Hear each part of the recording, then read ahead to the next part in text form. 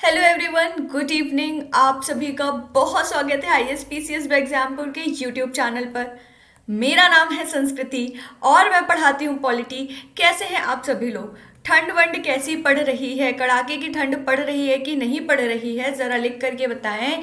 और साथ ही साथ वैक्सीनेशन करवा लिया है कि नहीं करवा लिया है, ये बात ज़रा लिख करके बताओ, क्योंकि ओमिक्रॉन आ गया है भारत में और एक्सपर्ट्स ने कहा है कि ये जो फिर से कोविड की वेव स्टार्ट हुई है इसका नाम रखा गया है डेल्मीक्रॉन। ठीक है ना, डेल्टा वेरिएंट और ओमिक्रॉन वेरिएंट का नाम मिला करके इस वेव का, कोविड की वेव का नाम रखा है एक्सपर्ट्स ने डेल्मीक्रॉन। और डेल्मीक्रॉन भाई साहब आ चुकी है, तो please it's my humble request to all of you, get yourself vaccinated, social distancing maintain करिए, बाकी सारी चीज़ें मेंटेन करिए। ठीक है, चल।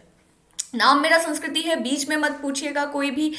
करंट अफेयर के सेशन ले रही हूँ मैं सुबह 8:30। ठीक है, सुबह 8:30 और शाम में 8:30। I am really very sorry, आज सुबह वाला सेशन कंडक्ट नहीं हो पाया था क्योंकि यहाँ पे इतनी ताबड़तोड़ बारिश हो रही है, इतना ज़्यादा खराब मौसम है कि पूरे टाइम एक तो बिजली गुल थी और काफ़ी ज़्यादा बारिश भी हो रही थी, जिसके कारण कनेक्टिविटी के काफ़ी ज़्यादा इशू आ रहे थे। चलिए अब जल्दी से क्या है, 100+ लाइव के आंकड़ों का दर्शन कराओगे भैया कि नहीं कराओगे? हैं बहना, इस आंकड़े का दर्शन आप लोग कराने वाले हो कि बस अपने जो करंट अफेयर के सेशन है वो ऐसे ही रह जाएंगे वहीं? चलिए अपना सेशन स्टार्ट करते हैं फटाफट से, समय बिल्कुल भी ना खराब करते हुए आप लोगों का। देखिए क्या न्यूज़ है, एडवर्ड ओ विल्सन नाम के एक व्यक्ति हैं, ठीक है, उनका हो गया है देहांत 92 ईयर की एज में। देखिए द गार्डियन करके एक बहुत ज़्यादा प्रोमिनेंट और बहुत ज़्यादा रेप्यूटेड एक इंटरनेशनल क्या है, न्यूज़ चैनल है, मीडिया हाउस है, और उनका ये आर्टिकल है कि Edward O Wilson, naturalist known as modern day Darwin, ठीक है ना, डाइज एज्ड 92। अब देखिए क्यों हम एडवर्ड ओ विल्सन के बारे में बात करेंगे, क्यों उनका देहांत हो गया है, और ये बात अपने आप में इम्पॉर्टेंट है। एडवर्ड ओ विल्सन क्योंकि न्यूज़ में आए हैं, और फिर क्या है, ये करंट अफेयर हमारे लिए इसलिए इम्पॉर्टेंट है क्योंकि एडवर्ड ओ विल्सन को मॉडर्न डे डार्विन कहा जाता है। आपने कमेंट बॉक्स में बच्चे कमेंट करके मेरे को बताना है कि जो डार्विन है वो कौन थे, ठीक है ना, डार्विन कौन थे, आपको ये बताना है। और हम अपना डिस्कशन आगे बढ़ाते हैं जल्दी से। एडवर्ड ओ विल्सन के बारे में थोड़ा सा जानते हैं, जिन्हें क्या कहा जाता था, मॉडर्न डे डार्विन कहा जाता था। उनकी मृत्यु हो गई, उनका देहांत हो गया है 92 ईयर्स की उम्र में। चलिए अब क्या है, देखिए आपके स्क्रीन पर सारी चीज़ें हैं। Everything I had converted into Hindi, क्योंकि हिंदी के बच्चों को ज़्यादा लग रहा था कि मैम शायद हमारे साथ भेदभाव करती है, तो अब मैं बोलती भी हिंदी में और स्लाइड्स भी हिंदी में ही होती हैं। प्लीज़ इंग्लिश मीडियम के बच्चों, आप लोग इसी सारी चीज़ों से क्या कर लीजिए, कोऑपरेट कर लीजिए, क्योंकि अपने हिंदी वाले जो दोस्त हैं ना वो अपनी बात ही नहीं सुनते हैं। चलिए, तो एडवर्ड ओ विल्सन जो थे, ई ओ विल्सन, वो एक अमेरिकी प्रकृतिवादी थे, नेचुरलिस्ट, ठीक है ना, प्रकृति से संबंधित उनकी सारी की सारी रिसर्च वगैरह जुड़ी हुई थी, ठीक है, साइंटिस्ट थे।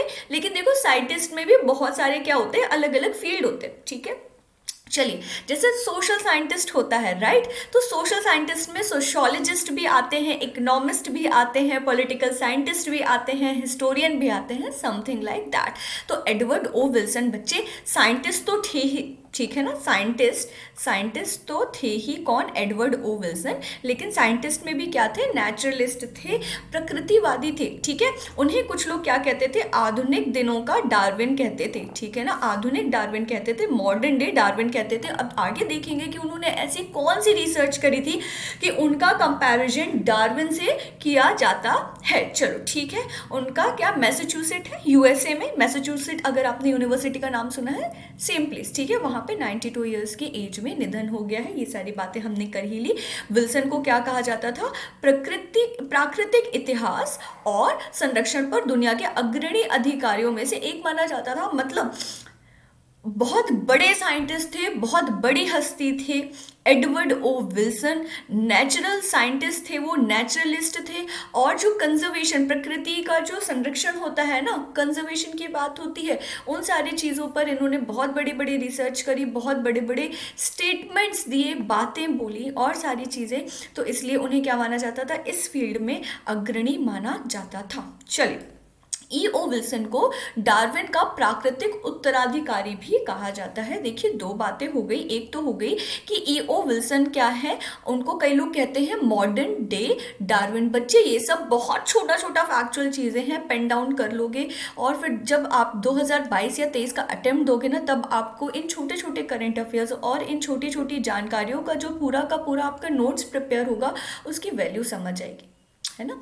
तो ईओ विल्सन को वैसे तो लोग क्या कहते थे, मॉडर्न डे डार्विन कहते थे, लेकिन साथ ही साथ उन्हें डार्विन का प्राकृतिक उत्तराधिकारी भी कहा जाता था। आगे देखेंगे क्यों, ठीक है। और देखो, वो एक कीट विज्ञानी के रूप में उनके अग्रणी कार्य के लिए उन्हें प्यार से एंटमैन भी कहा जाता था, ठीक है। स्पाइडरमैन किस किसने देख ली जरा बताओ।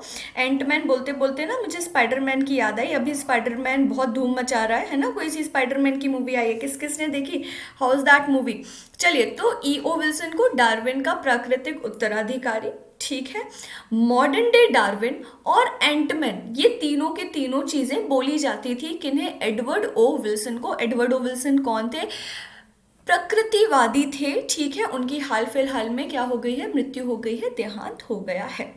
अच्छा, अब क्या था, देखो विल्सन के सबसे विवादास्पद कार्यों में से आपको बहुत ज़्यादा जानने की जरूरत नहीं है, बट क्योंकि इन हस्ती का नाम सामने आया है, ठीक है। हमने अभी कल की क्लास में टूटू के बारे में भी क्या किया था, डेस्मंड टूटू का जो निधन हुआ था उनके बारे में भी डिस्कस किया था। मैंने वहाँ पे भी आपको बताया था कि क्योंकि हमारे देश के प्राइम मिनिस्टर नरेंद्र मोदी ने भी डेस्मंड टूटू के देहांत पर सारी अपनी संवेदना और श्रद्धांजलि व्यक्त करी है ट्विटर पे। मतलब वो व्यक्ति बहुत ज़्यादा क्या थे, बहुत ज़्यादा रिस्पेक्टफुल थे, ठीक है ना, दुनिया में उनका बहुत ज़्यादा नाम चलता था। तो अब क्या है, उन व्यक्ति का नाम किसी भी तरीके से अगर न्यूज़ में है तो वो व्यक्ति इन अ नटशेल और उनके बारे में बेसिक जानकारी क्या हो जाती है हमारे एग्जामिनेशन के पॉइंट ऑफ व्यू से वेरी इंपॉर्टेंट, ठीक है। और डेस्मंड टूटू को तो क्या मिला हुआ था, peace prize, Nobel peace prize भी मिला हुआ था। अब ईओ विल्सन जो हैं, ठीक है, उन्हें भी कई सारे प्राइज मिले हैं। इन्हें डार्विन से तुलना की जाती है इनकी, तो ये भी ईओ विल्सन भी बहुत ज़्यादा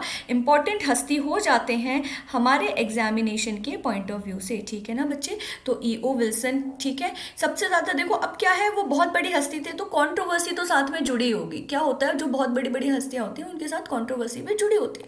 तो अब देखते हैं कि उनके सबसे ज़्यादा विवादास्पद कार्य क्या क्या थे, कौन कौन से थे। तो उनके सबसे ज़्यादा विवादास्पद कार्य में से एक कार्य था जिसका क्या नाम था, सोशियोबायोलॉजी, ठीक है ना, सोशियोबायोलॉजी द न्यू सिंथेसिस, ठीक है। सोशियो SOCIO वाला सोशियोबायोलॉजी द न्यू सिंथेसिस 1975 में उन्होंने उस किताब में लिखा, अपने इस काम में लिखा कि जो लोग होते हैं ना, मानव होते हैं, इन सभी का जो व्यवहार होता है ना, ये चीज़ प्लीज़ ध्यान रखिएगा, ये आपके एग्जाम में पूछी जा सकती है, ठीक है, कि सभी मानव व्यवहार अनुवांशिक, ठीक है, अनुवांशिक पूर्व निर्धारण का एक उत्पाद थे या हैं, ना कि सीखा हुआ अनुभव।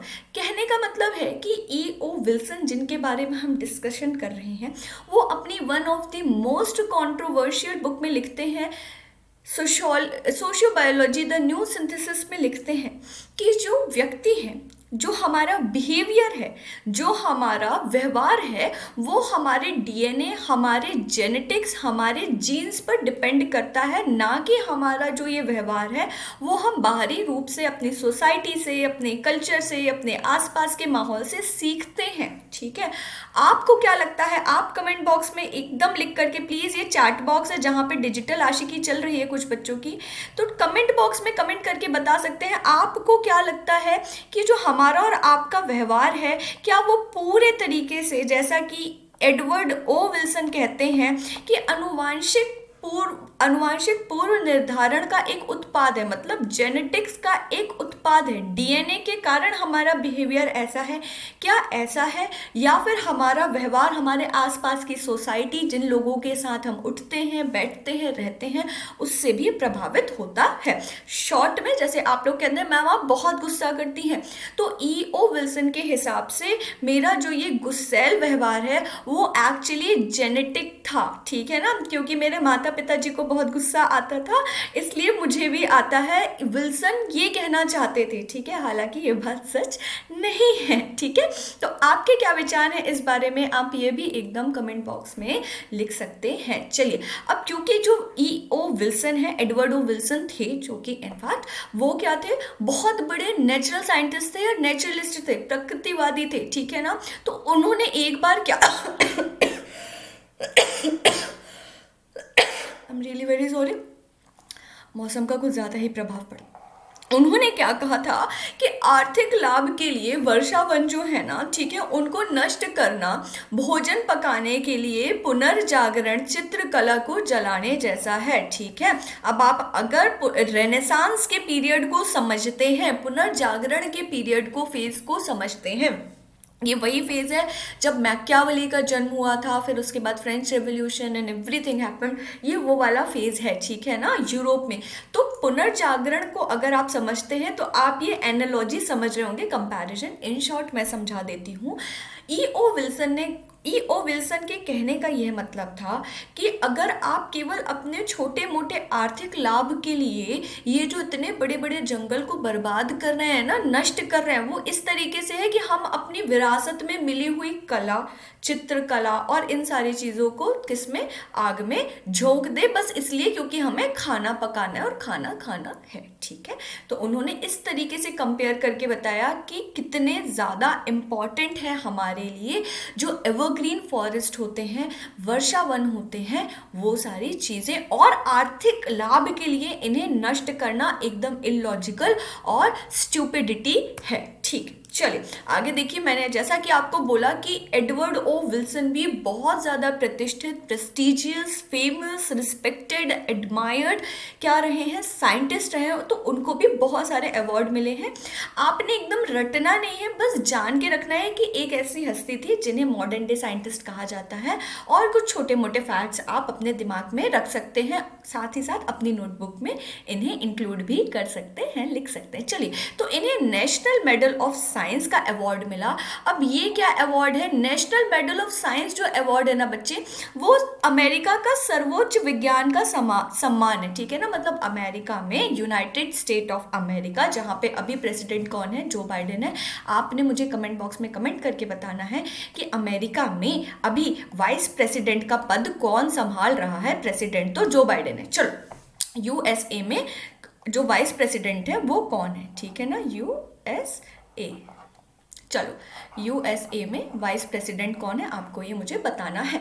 चलिए, तो अमेरिका में, यूएसए में जो सबसे टॉप मोस्ट का साइंस के फील्ड में दिया जाने वाला सम्मान था, नेशनल मेडल ऑफ साइंस, उससे एडवर्ड ओ विल्सन को सम्मानित किया जा चुका है, और बहुत सारे दर्जनों अन्य पुरस्कार भी इन्हें मिले हैं। इनफैक्ट 1995 के टाइम में, देखो टाइम्स मैगजीन बहुत ज़्यादा फेमस और प्रेस्टिजियस मैगजीन है, तो 1995 के समय में जो टाइम्स मैगजीन थी, उस पत्रिका में एक लिस्ट क्या हुई, पब्लिश हुई, जिसमें था दुनिया के 25 सबसे प्रभावशाली, अमेरिका के सबसे प्रभावशाली 25 लोगों की लिस्ट टाइम्स मैगजीन 1995 में पब्लिश हुई थी। उसमें एडवर्ड ओ विल्सन का भी नाम था। तो इतने ज़्यादा प्रेस्टिजियस, इतने ज़्यादा प्रोमिनेंट, इतने बेहतरीन नेचुरलिस्ट क्या हो गया है, अब हमने उन्हें खो दिया है। बहुत बड़ा हमारे लिए क्या है, ये एक झटका बोल लीजिए ये है, और साइंस के फील्ड के लिए भी ये एक बहुत ज़्यादा बड़ी क्षति है कि हमने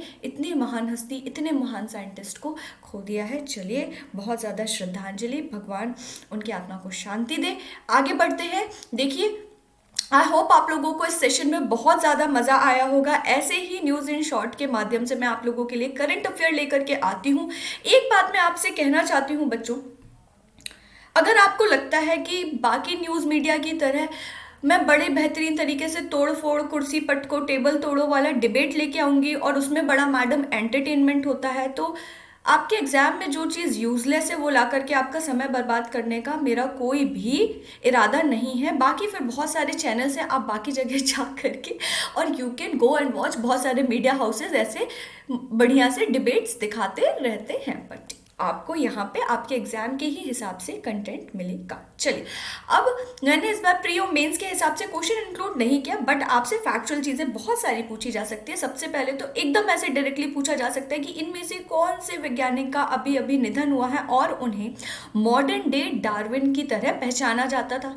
सही आंसर होगा एडवर्ड ओ विल्सन। ठीक है, एडवर्ड ओ विल्सन की जो सोशियो बायोलॉजी, जो हमने अभी किताब, कंट्रोवर्शियल किताब है, उसके बारे में पढ़ा, उसके बारे में भी आपसे पूछा जा सकता है कि ये किताब किसने लिखी, ठीक है, या फिर इस किताब में क्या था। ठीक है ना। चलिए, अब देखिए, जिन बच्चों को प्लेलिस्ट नहीं मिलती है तो आपकी स्क्रीन पर मेरी प्लेलिस्ट लगी हुई है। ISPCS में एग्जामपुर के यूट्यूब चैनल पर जाइए, जिस चैनल पर अभी आप मुझे लाइव देख रहे हैं, इसी चैनल पर जाइए। प्लेलिस्ट वाले सेक्शन में सबसे पहले तो क्या करिए, हमारे चैनल को सब्सक्राइब कर दीजिए, प्लेलिस्ट पे जाइए, थोड़ा सा स्क्रॉल करना, ज़्यादा नहीं, थोड़ा सा स्क्रॉल करेंगे तो आपको यहाँ पे साइड में मेरी तस्वीर, पुरानी तस्वीर के साथ पूरी की पूरी प्लेलिस्ट मिल जाएगी। करंट अफेयर आप क्या कर सकते हैं, बहुत बेहतरीन तरीके से सारे के सारे सेशंस देख सकते हैं। नोटिफिकेशन बच्चे इसलिए नहीं मिलता क्योंकि करंट अफेयर को आपको बहुत शॉर्ट नोटिस में बनाना होता है, तो दैट्स वाई।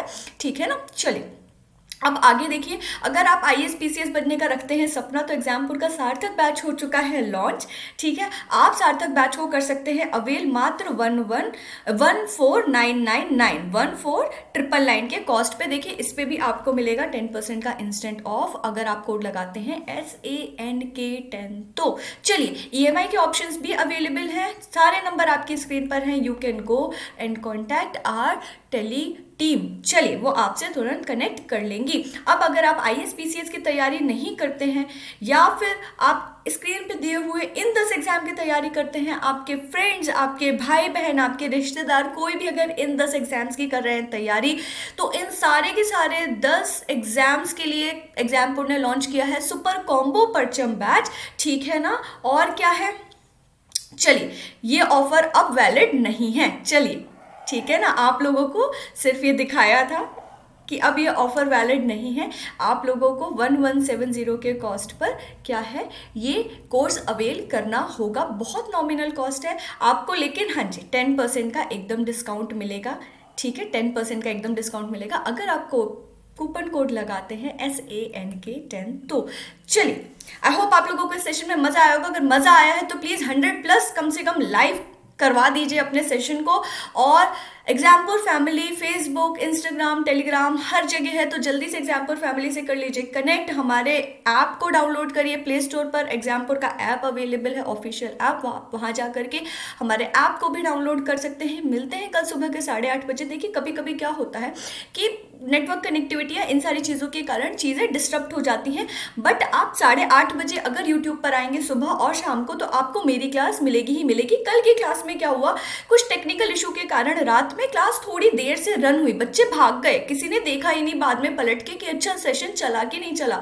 तो भाई, इंटरनेट की प्रॉब्लम तो हर जगह हो जाती है, बारिश हो रही है, ओले पड़ रहे हैं, तो थोड़ा सा 2-5 मिनट संजीदगी से वेट कर लिया करिए। चलिए, अब कमेंट बॉक्स में मुझे बड़ा इंतज़ार रहेगा आपके कमेंट का। ठीक है, आपके कमेंट्स का मुझे कमेंट बॉक्स में बड़ा इंतज़ार रहेगा। ये जो सेशन चलायमान रहें अपने करंट अफेयर के, इसके लिए आपका फीडबैक बहुत ज़्यादा मैटर करता है। तो कमेंट बॉक्स में कमेंट करके आपको बताना है कि एडवर्ड ओ विल्सन की जो सोशियो बायोलॉजी की किताब में सारी बातें लिखी थी कि बिहेवियर, सारी चीज़ें जो है वो जेनेटिक होती हैं, ये वो सही है कि नहीं है, आपके क्या विचार है। और आपको बताना है कि डार्विन जो थे, मॉडर्न डे डार्विन नहीं, डार्विन जो थे, उनके क्या कॉन्ट्रीब्यूशन थे, क्यों उन्हें इतना बड़ा साइंटिस्ट माना जाता है। एंड ऑफ कोर्स ऐसे ही सेशन मैं आप लोगों के लिए लेकर के आती रहूँ, ना लेके आऊँ। अगर ये सेशन अच्छा लगा तो भी बताएं, नहीं लगा तो भी बताएं।